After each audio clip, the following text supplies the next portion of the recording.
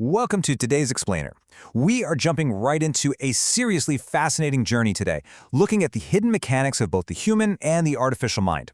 We're going to explore how we speak, how we construct abstract thoughts, and how those exact same biological blueprints are literally being used right now to train the world's most advanced AI. So let's just dive right in.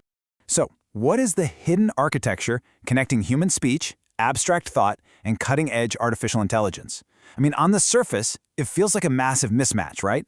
On one side, you have the wet, messy, biological human brain that evolved over millions of years. And on the other, you've got cold silicon chips and code.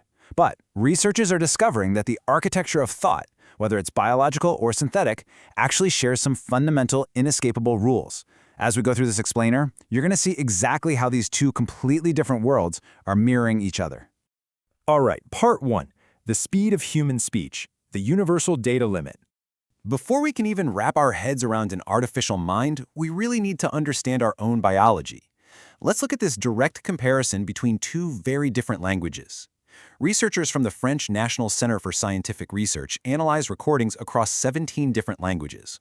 On the left here, we have Spanish. Now, if you've ever heard native Spanish speakers, you know it sounds incredibly fast. The speech rate, so the number of syllables per second, is super high, but the actual information density of each of those syllables is lower. Then on the right, we have a tonal language like Vietnamese.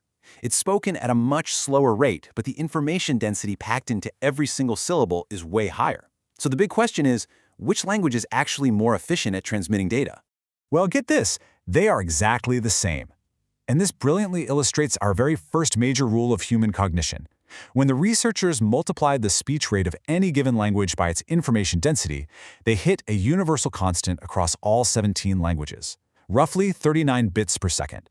Whether you're speaking English, Basque, Cantonese, or Italian, human languages are totally equal when it comes to effectively transmitting information. As the researchers noted, this suggests a potentially optimal rate of language processing by the human brain. So the takeaway here is kind of mind-blowing. Every single time you open your mouth to speak, you are subconsciously optimizing your data transfer to perfectly match this biological speed limit. Your brain is literally acting like a bandwidth-capped modem, automatically throttling the density and speed of your syllables to hit exactly 39 bits per second. It is a hardwired structural limit of human thought. Moving on to Section 2, How Metaphors Shape Thought, Mapping the Abstract. Okay, so we've established the raw speed limit of human data transmission. But how does that data actually build up into complex, abstract thoughts? Well, this brings us to a groundbreaking idea from back in 1980 by Lakoff and Johnson, called the conceptual metaphor theory. Basically, it's the cognitive process of understanding one kind of thing in terms of another, mapping physical domains onto abstract ones. Now, we usually just think of metaphors as poetic words, right? Just creative writing fluff. But this theory argues that metaphors are actually the fundamental architecture of how our brains understand the world. We literally cannot comprehend complex ideas without mapping them back to our physical reality. Just think about how we talk every single day with what we call primary metaphors. We'll say things like, he attacked every weak point in my argument, which maps the concept of an argument directly to the physical experience of war. We say, you're wasting my time, mapping time to money. We complain a relationship is a dead-end street, mapping love to a journey. Or we say our income rose, mapping the totally abstract concept of more to the physical spatial direction of up. These physical sensory experiences from our childhood are literally the atoms of thought that we use to construct complex, abstract molecules. But here's the catch. There is a strict rule to this cognitive architecture known as metaphorical asymmetry. We explain abstract concepts through physical experiences, but we never explain the physical through the abstract. It is completely a one-way street.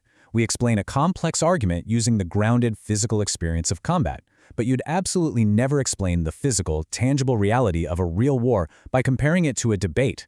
Biological thought is completely anchored to our sensory reality.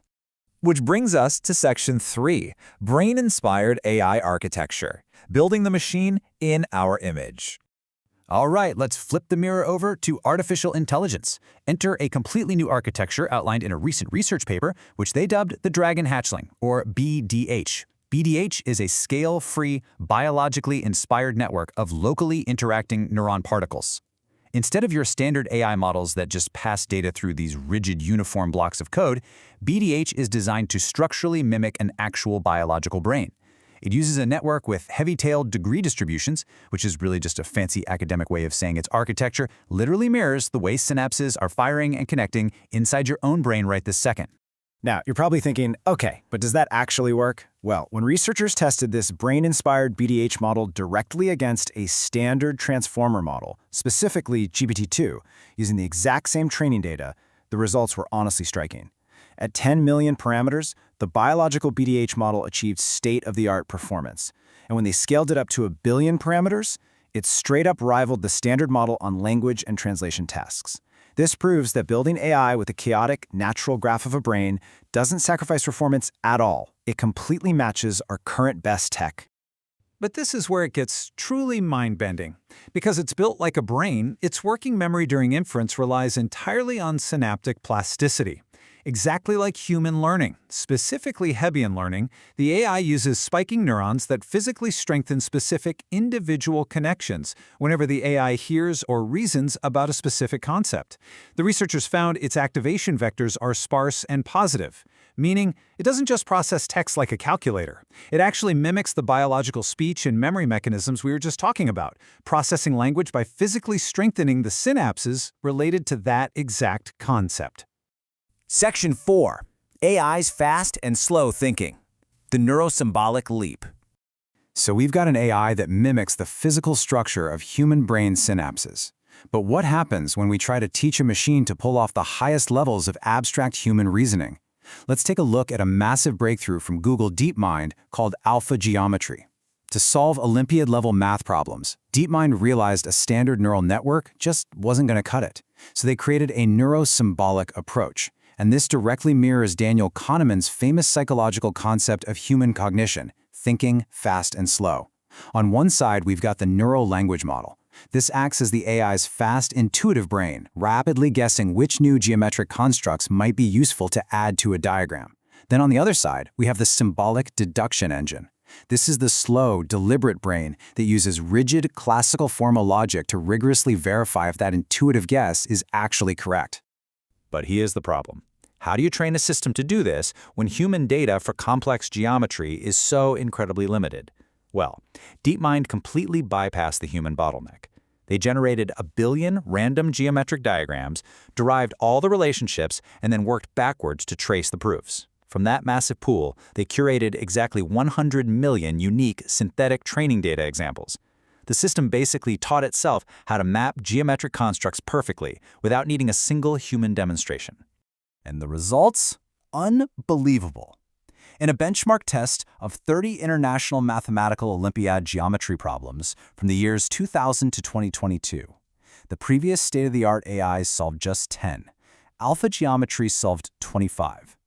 To put that in perspective, an average human gold medalist, literally the absolute pinnacle of high school mathematical talent on the planet, solves 25.9. By combining fast, intuitive language pattern recognition with slow, logical deduction rules, the AI has essentially reached the frontier of human abstract reasoning in this domain.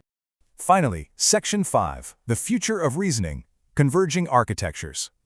Let's bring all of this together.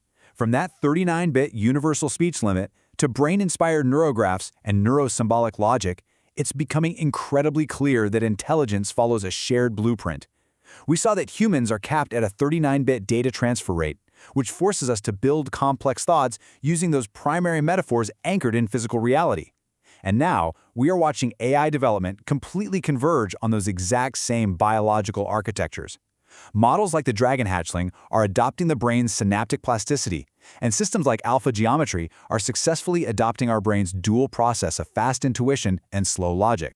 Which leaves us with one massive, lingering question I want you to think about. As machines continue to perfectly mirror the architecture of human thought, what will they ultimately teach us about our own minds? Because by building these artificial brains, we aren't just creating better technology, we're actually reverse engineering ourselves. Every single breakthrough in AI gives us a clearer reflection of the incredible, beautifully complex cognitive machinery sitting right inside our own heads. Thank you so much for joining me on this explainer today. Keep learning, stay curious, and I'll catch you next time.